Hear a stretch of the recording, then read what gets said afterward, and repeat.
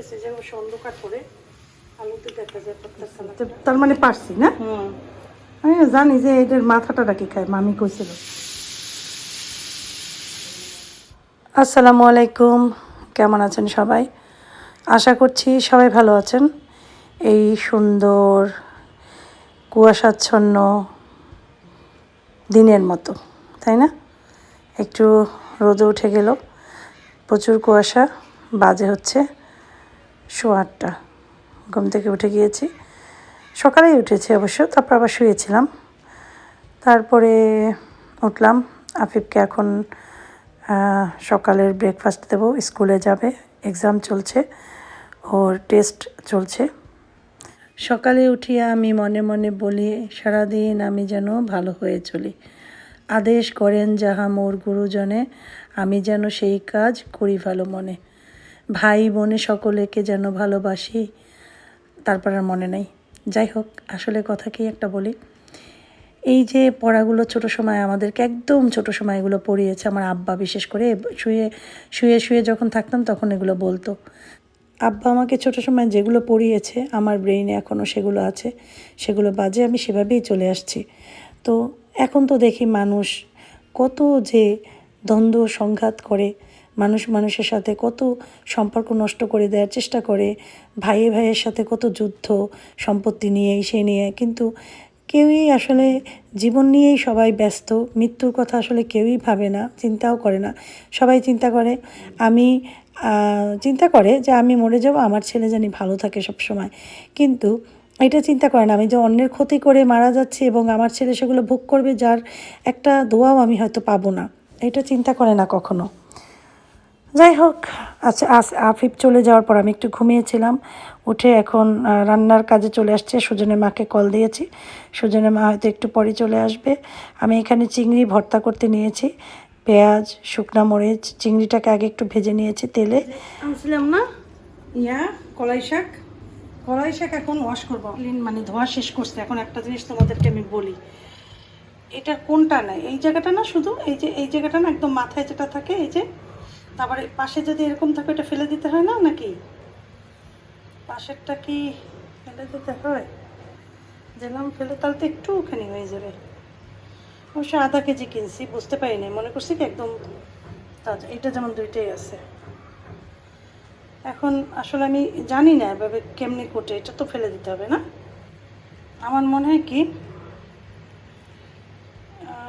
কীভাবে বুঝবো,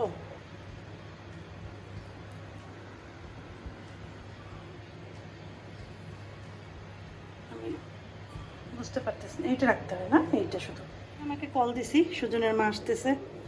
সুজনের মা হয়তো জানে কেমনি রান্না করে। এটা উঠছি, এত কটা ফালাইছি, আবার এত কটা করতেছি। সুজনের মাও চলে আসছে, বাকিটা সুজনের মা আমি দুজনে মিলে করে ফেলবো। সুজনের মা কলাই শাক নাও, বাসো, আমি পারি না, জানি না কেমনে। এতটুকু আছে না, এতটুকু না, না নরম নাই, তুমি নাও, খাও। দাঁড়াও না, ওইটা সরাও, এইটা এক পাশে রাখো। এই এটা কোথায় রাখবে? এই জায়গায় রাখো, জাগাও নাই রাখা। এইটাই করো, মধ্যে আনো, ওটা একটু মিডল আনো। এই এই এটা পাঠাও, আও এই পাশে। দেই তো কোন জায়গায় কাটবে, ভালো করে রাখতে হবে। শাক দইছে,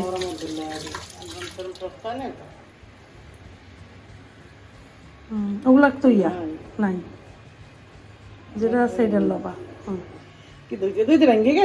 না, এমনই আছে, নাই, অনেকগুলাই নাই, ওই ছোট্টগুলাই, মুনগুলাই নাও। মুন তো বোঝো, এই যে না, ওইটা এই জায়গাতে ছিল। হ্যাঁ, এই জায়গাতে আমি এমন করে এসেছি, তার মানে পারছি না।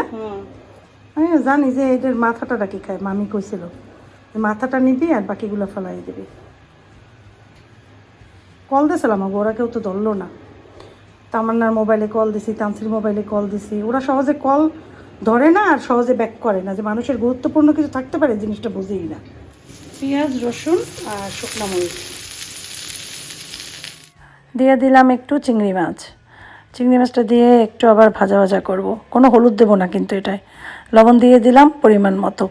শাক হয়েছে একদম অল্প একটুখানি, সব ফেলে টেলে অল্প একটু হয়েছে। যাই হোক, আমাদের 4 জনের হয়ে যাবে। আমার ছেলেরা, বড়টা তো খাবেই না দুপুরে ভাত, আর ছোটোটা চিংড়ি মাছ দেওয়া খাবার খেতে চায় না, সেই জন্য আমরা 4 জনই খাবো। তবে ওকে একটু দেবো হালকা করে।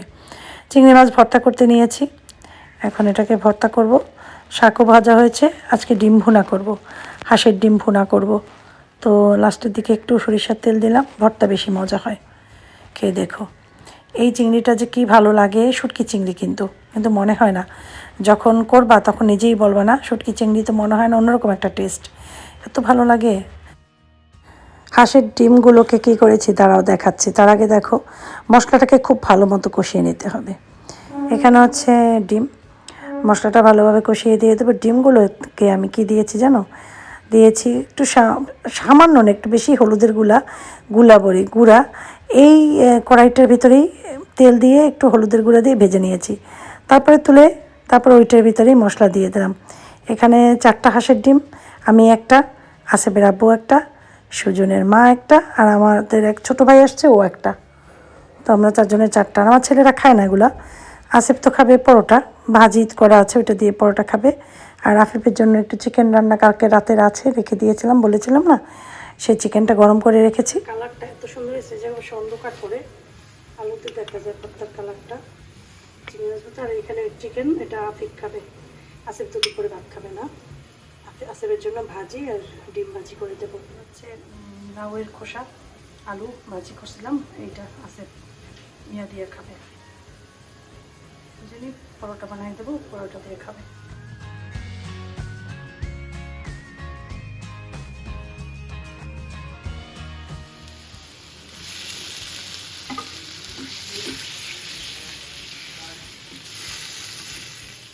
সুজনের মা ঘর মুছলো, আমি গোসল করলাম, নামাজ পড়লাম, এখন খেতে বসে গেলাম। সেই মজাদার কলাই শাক, এত মজা হয়েছে। সুজনের মা বলে কি আপু এই প্রথম কলাই শাক খাইছি, আপনার বাসায় এত মজা লাগছে।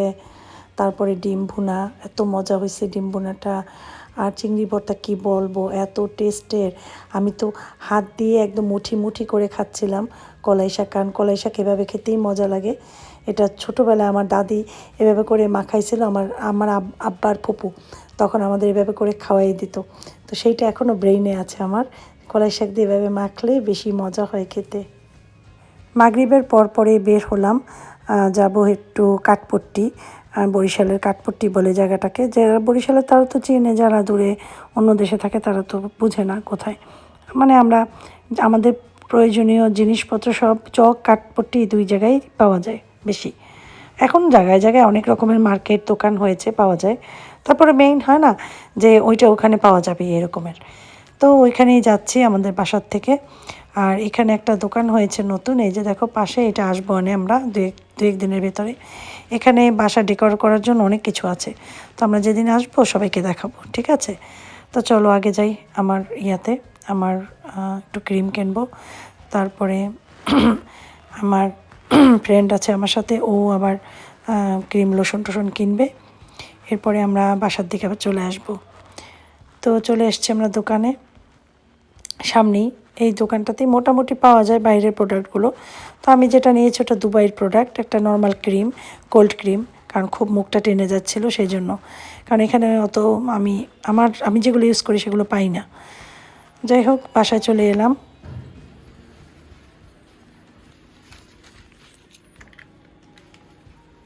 বাইরে বেশি ঠান্ডা না, একটু বেকারির খাবার নিয়ে এসেছি, বাটার বন পেটিস আর কি, আর ক্রিম কিনছি। এটার ভিতরে ছোট একটা ক্রিম কিনছি, বেশি বড় না, আর একটা মুখের মাস্ক। আসছি আবার বেরোইতেছি, সেই সময় ওই বাগনির সাথে আসছি, তো বাসার সামনে এসেও চলে গেছে, যেন আমি আর সবজি কিনতে পারিনি। এখন আসিফের আব্বুর সাথে যাবো আবার সবজি কিনতে। সবজি বাসায় আছে, শুধু কি জানি আছে বেগুন। এখন একটু রাতের জন্য রাতে আবার একটু ভাজি করব, কারণ লাউ ভাজি করবো। আর সুজনের মা পরোটা বানিয়ে রেখে গেছিল, ওইটা ভাজবো। রাতে পরোটা, লাউ ভাজি, ডিম ভাজা। ব্যাস, একটু শীত লাগে না, একটু কিছু পরে আসলে মানে ভালো হইতো। হ্যাঁ, অসুবিধা নেই।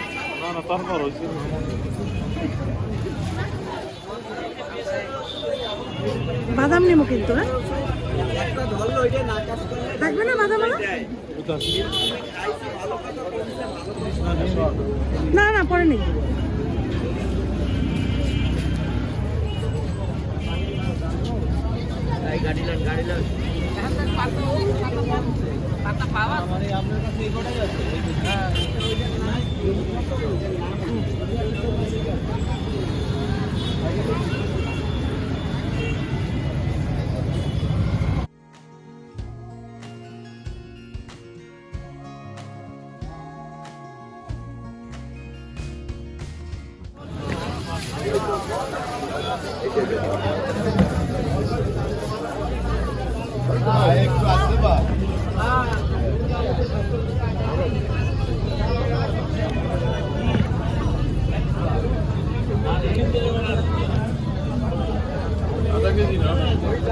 আচ্ছা উঠাই না, দেখি কতটুকু দেওয়া যায়।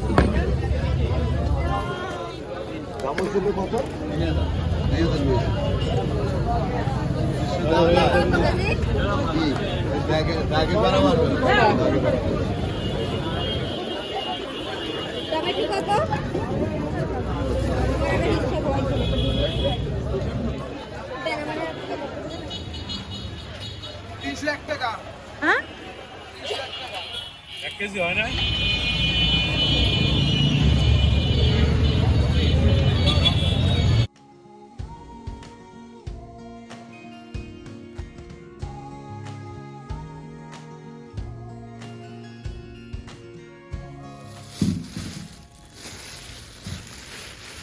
এগুলো তো কিচেনে নিয়ে রাখবো একটু কষ্ট করে।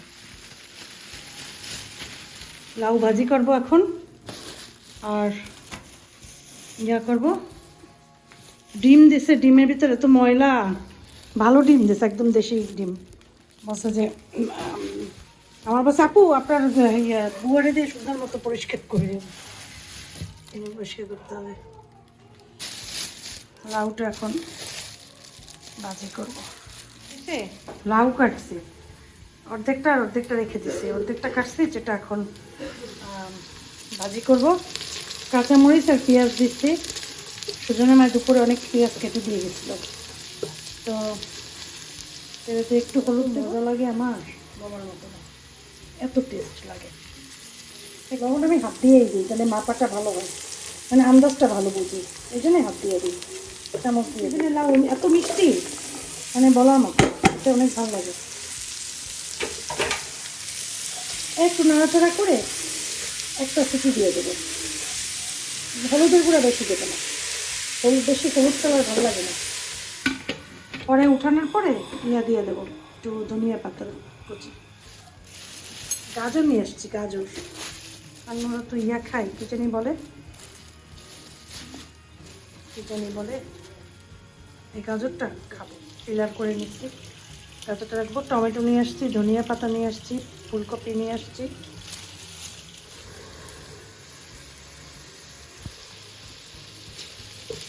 সুন্দর লাউ ভাজা হচ্ছে, বলার মতো না।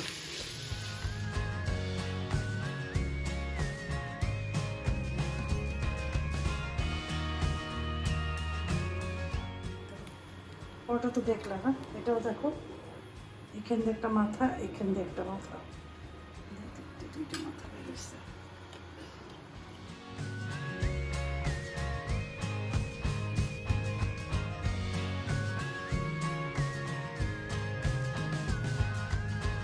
রাত্র বাজে কয়টা জানো?